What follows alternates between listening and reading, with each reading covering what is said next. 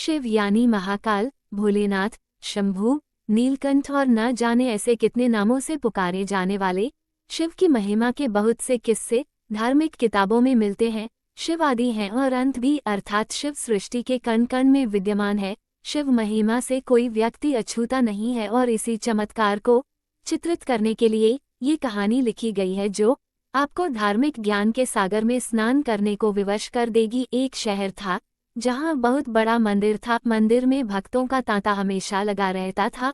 मंदिर के आने जाने वाले रास्ते में धार्मिक सामग्री बिक्री हेतु छोटी छोटी दुकानें लगी हुई थी और उन्हीं दुकानों में एक दुकान ओंकार की थी। वह शिव का अटूट भक्त था। वो कई घंटों शिव की पूजा में लगा रहता था। दुकान में वो और उसका छोटा बैठा करते थे। उसका बेटा कार्तिक, जो कि केवल 8 वर्ष का था। हालांकि कार्तिक दुकान के काम के साथ साथ अपनी पढ़ाई में भी बराबर ध्यान देता था, जिस वजह से वह अपनी सभी कक्षाओं में अच्छे अंकों से उत्तीर्ण होता आया था। ओंकार अपने बेटे से बहुत प्यार करता था। ओंकार की पत्नी कार्तिक को जन्म देते ही दुनिया छोड़ चुकी थी। बचपन से कार्तिक को ओंकार ने माँ और बाप दोनों का प्यार दिया था। कार्तिक अपने पिता का आज्ञाकारी बेटा था। वह घर के काम के साथ साथ दुकान का भी काम संभाल लेता था। उनकी जिंदगी बहुत मजे से चल रही थी। लेकिन एक दिन नगर निगम का ऐलान होता है कि मंदिर परिसर से सभी दुकानें हटाई जाएंगी। इसका सीधा मतलब था, जिसकी स्वयं की जमीन होगी वही यहाँ धंधा कर सकता था। ओंकार अपने घर में पूजा कर रहा था। जैसे ही उसे यह बात पता चलती है, उसके पैरों तले जमीन खिसक जाती है, क्योंकि मंदिर परिसर की वह दुकान उसकी रोजी रोटी थी और उस दुकान के अलावा उसके पास आमदनी का कोई और जरिया नहीं था। वह तुरंत भगवान शिव के सामने बेसुध होकर लेट जाता है। ओंकार की आंखों में आंसू आ जाते हैं और वह शिव भगवान से कहता है, क्यों दे रहे हो मुझे इतनी तकलीफ प्रभु? क्या मैंने कोई पाप किए थे? कुछ देर बाद ओंकार शिव भगवान के सामने हाथ जोड़कर खड़ा होता है और अपनी दुकान की तरफ भागता है। सभी दुकानदारों को दुकान से सामान खाली करने के लिए 1 दिन का समय दिया जाता है, जिसके लिए लाउडस्पीकर से लगातार सारे मंदिर परिसर में सरकारी ऐलान होता रहता है। सरकार के इस फैसले का सभी विरोध कर रहे होते हैं, लेकिन मंदिर में भक्तों की संख्या बढ़ने की वजह से रोड का चौड़ीकरण करना अनिवार्य था। हालांकि प्रशासन ने मंदिर से थोड़ा दूर एक सरकारी जमीन में दुकानें बनाने की इजाज़त दे दी थी, लेकिन उन जमीनों को लीज पर दिया जाना था और लीज की रकम लगभग जमीन की कीमत के बराबर ही पहुंच रही थी, जो कि ओंकार की पहुंच से बाहर थी। ओंकार दुकान के अलावा कुछ और काम नहीं कर सकता था, इसलिए वह लीज पर जमीन लेने के लिए आवेदन भर देता है और 2 ही दिनों के अंदर उसे 35% राशि जमा करवाने का नोटिस मिलता है। उसने कई सालों से दुकान से पैसे कमा कर जोड़े थे, इसलिए उसके पास लगभग आधी राशि तो उपलब्ध थी। इसलिए वह 2 दिन के अंदर 35% रकम जमा करवा देता है और बाकी का बचा हुआ 15 दिनों के अंदर जमा करवाने का समय दिया जाता है।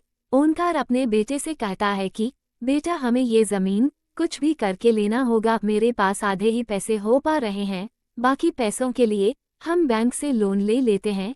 कार्तिक उम्र में छोटा जरूर था, लेकिन वह बहुत समझदार था। वह अपने पिता की बात से सहमत हो जाता है।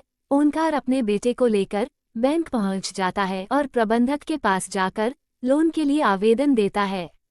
बैंक प्रबंधक उससे कहते हैं कि हम आपको बैंक लोन तभी दे सकते हैं जब कोई ऐसा व्यक्ति आपकी गारंटी दे जिसका खाता हमारे बैंक में हो। ओंकार इस बैंक से संबंधित किसी व्यक्ति को नहीं जानता था। वह यहाँ पहली बार आया था। ओंकार हताश हो जाता है और वह बैंक के बाहर सर में हाथ रखकर बैठ जाता है। तभी उसके पास एक व्यक्ति तिलक लगाए पहुँचता है। वह कार्तिक को एक चॉकलेट देता है और ओंकार से पूछता है, क्या बात है, आप परेशान लग रहे हैं? ओंकार अपनी समस्या उसके सामने रख देता है। तभी वह व्यक्ति कहता है, बस इतनी सी बात है, चलिए मैं आपकी गारंटी देता हूँ, मेरा भी खाता इसी बैंक में है। ये बात सुनते ही ओंकार के चेहरे में चमक आ जाती है। वह जल्दी से अपने कागज लेकर बैंक के अंदर दोबारा चल देता है। ओंकार अंदर पहुंचकर बैंक प्रबंधक के सामने गारंटी के तौर पर इसी व्यक्ति को प्रस्तुत कर देता है और सारी प्रक्रिया होते ही ओंकार को बैंक से लोन मिल जाता है। लोन मिलते ही वह भोले बाबा को प्रणाम करता है और जमीन का पंजीकरण करवाने के लिए राशि नगर निगम में जमा कराने पहुंच जाता है।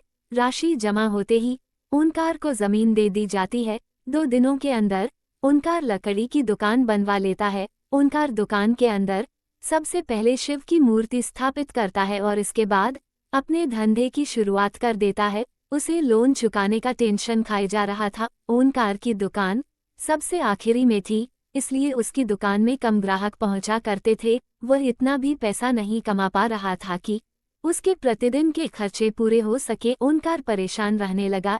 एक दिन उसकी दुकान में वही व्यक्ति फिर से आते हैं जिन्होंने बैंक में उसे लोन की गारंटी दी थी। उन्हें देखते ही ओंकार अपनी दुकान में बैठने को कहता है और जल्दी से उनके लिए चाय नाश्ते का इंतजाम करता है। और जैसे ही वह व्यक्ति ओंकार से उसकी दुकान के हाल चाल पूछते हैं तो वह अपना दुखड़ा रोने लगता है। वो व्यक्ति शिव की मूर्ति को नीचे रखे देख ओंकार से कहते हैं, तुमने शिव भगवान को ऐसे क्यों स्थापित किया है? उनके लिए छोटा सा मंदिर बना लो, तुम्हारा कल्याण हो जाएगा। और इतना कहकर वो वहां से चले जाते हैं। ओंकार उस व्यक्ति के जाते ही अपने काम में लग जाता है। 1-2 महीने के अंदर ओंकार की हालत बदतर होने लगती है। वो कर्ज में डूबता जा रहा था, लेकिन इसके बावजूद वह शिव की पूजा में उतना ही समय देता था जितना हमेशा से देता आया था। एक दिन वह थोड़ा जल्दी दुकान पहुंच जाता है और दुकान की साफ सफाई करने लगता है।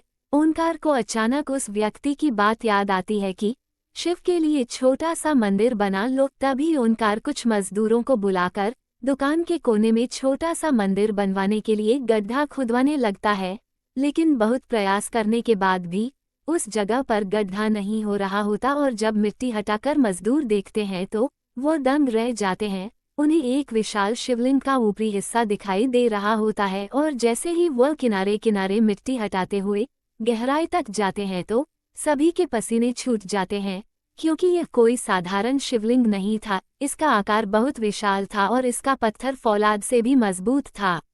शिव महिमा रिलीजियस स्टोरी इन हिंदी। भगवान की कहानी। शिवलिंग निकलते ही दुकान के चारों तरफ से हजारों लोगों की भीड़ जमा हो जाती है। दूर दूर से लोग वहां शिवलिंग देखने पहुंच जाते हैं।